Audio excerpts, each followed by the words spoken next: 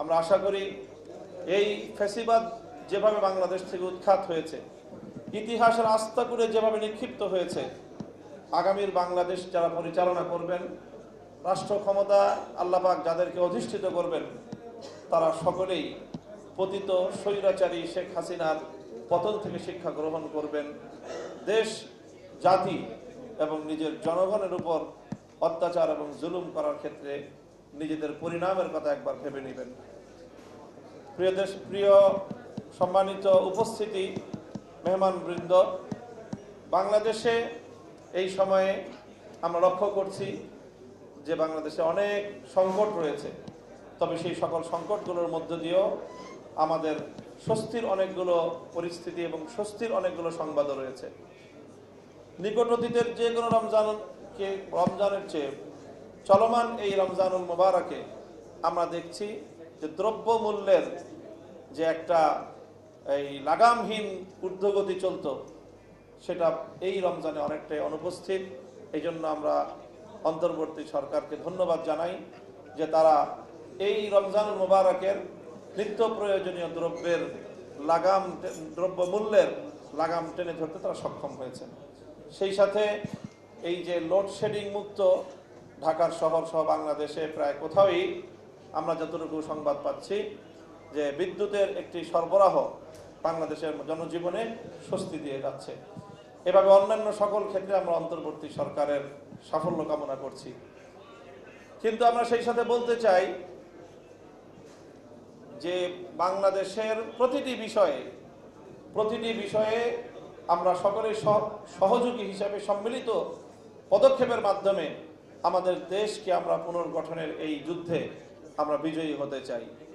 সেক্ষেত্রে আইন শৃঙ্খলা পরিস্থিতির যে একটি অবস্থা এখনো পর্যন্ত, বিশেষ করে পুলিশ প্রশাসন সম্পূর্ণরূপে তাদের সক্ষমতা নিয়ে মাঠে কাজ করছে, কথা বলার সময় এখনো হয়নি।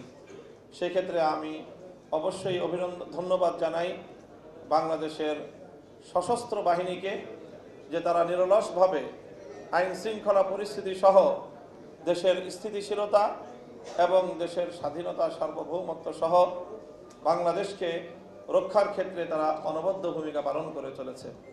এজন্য সশস্ত্র বাহিনীর যে সকল সদস্যরা মাঠে ময়দানে প্রতিনিয়ত তারা ভূমিকা পালন করে চলেছে, তাদেরকে আমরা অভিনন্দন জানাই এবং এই ভূমিকা অব্যাহত রাখার জন্য উদাত্ত আহ্বান জানাই। সেই সাথে পুলিশ প্রশাসনকে যতটা দ্রুত সম্ভব এটাকে পরিপূর্ণরূপে সক্ষমতা ফিরিয়ে এনে তাদের কার্যক্রমকে গতিশীল করার জন্য, যে পুনর্নিয়োগের মাধ্যমে পুলিশ প্রশাসনের যে শূন্যতা সৃষ্টি হয়েছে সেই শূন্যতা পূরণ করার জন্য আমি উদাত্ত আহ্বান জানাবো।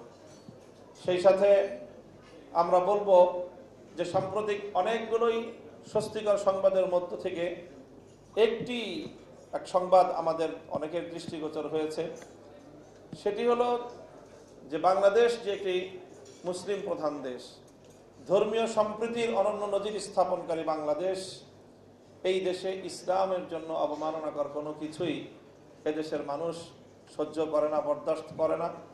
এবং বাংলাদেশ এটা কখনোই ইসলাম বিরোধী কোনো কালচারকে একটি মুসলিম প্রধান দেশ হিসেবে, সভ্য নাগরিকদের দেশ হিসেবে এবং জাতি ধর্ম নির্বিশেষে সাম্প্রদায়িক সম্প্রীতির এক বাংলাদেশ হিসেবে আমরা সেটাকে কখনোই প্রশ্রয় দিতে প্রস্তুত নই।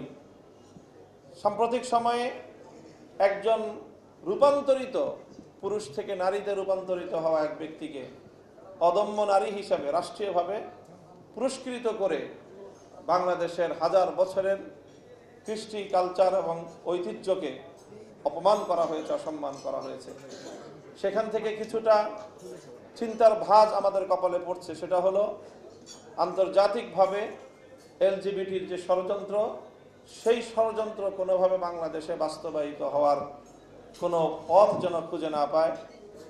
যে আন্তর্জাতিক যে মানবাধিকার সংস্থার অফিস বাংলাদেশে করবার একটা তৎপরতা, এটা আমরা শুনছিলাম, কেন যেন মনে হচ্ছে যে ইতিমধ্যে এর মধ্য দিয়ে সেই তৎপরতা বাংলাদেশে বাস্তবায়িত হওয়ার কোনো পথ তৈরি হচ্ছে কিনা। আমরা আমাদের স্পষ্ট বার্তা দিয়ে দিতে চাই, পৃথিবীর কোনো উন্নত এমনকি কোনো স্থিতিশীল রাষ্ট্রে এই মানবাধিকার সংস্থার অফিস করবার সুযোগ কেউ দেয়নি। স্বয়ং আমেরিকাও দেয়নি, ভারতও দেয়নি। এই সময়ে বাংলাদেশকে যদি কেউ মনে করে অন্তর্বর্তী সরকারের দুর্বলতার সুযোগ নিয়ে বাংলাদেশকে সেই পশ্চিমা অসভ্য কালচারের অভয়ারণ্যে পরিণত করবে বাংলাদেশকে, তাহলে আমরা স্পষ্ট বার্তা দিয়ে দিতে চাই, আমরা আমাদের ঐতিহ্যকে রক্ষা করার জন্য আমরা সর্বোচ্চ প্রতিরোধ গড়ে তুলব। কাজেই বাংলাদেশে এই জাতীয় কোনো কার্যকলাপ যেন অন্তর্বর্তীকালীন সরকারের দুর্বলতার সুযোগ নিয়ে সরকারের ভিতরে ঘাপটি মেরে বসে থাকা বাংলাদেশ বিরোধী কোনো পক্ষ, বাংলাদেশের ইতিহাস ঐতিহ্য বিরোধী কোনো শক্তি, কোনো অপশক্তি যেন এই ধরনের কোনো কার্যকলাপ পরিচালনার সুযোগ না পায়, আমরা স্পষ্ট সতর্ক বার্তা উচ্চারণ করছি।